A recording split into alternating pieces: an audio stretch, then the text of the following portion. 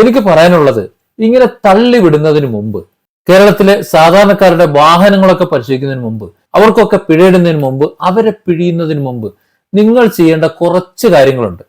നിങ്ങൾ മന്ത്രിമാർക്ക് ഒരു ക്ലാസ് കൊടുക്കണം. അവരുടെ ഡ്രൈവർമാർക്ക് കൃത്യമായ ഗതാഗത പരിശീലനം കൊടുക്കണം. എങ്ങനെ വണ്ടി ഓടിക്കണം, അവർക്ക് ട്രാഫിക് നിയമങ്ങൾ പറഞ്ഞു കൊടുക്കണം.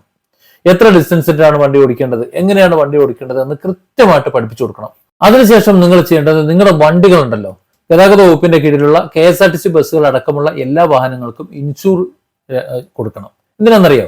ഈ KSRTC ബസ്സുകാരന് ഇറങ്ങി നടക്കാൻ വയ്യെന്നേ, വളരെ പ്രയാസമാണ്.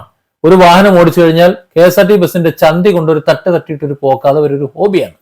എത്ര കാറുകളാണ്, എത്ര മറ്റു വാഹനങ്ങളെ, ചെറിയ വാഹനങ്ങളെയാണ് കേടുവരുത്തുന്നതെന്ന് അറിയോ? തട്ടിക്കഴിഞ്ഞാൽ എന്താ ചെയ്യുക?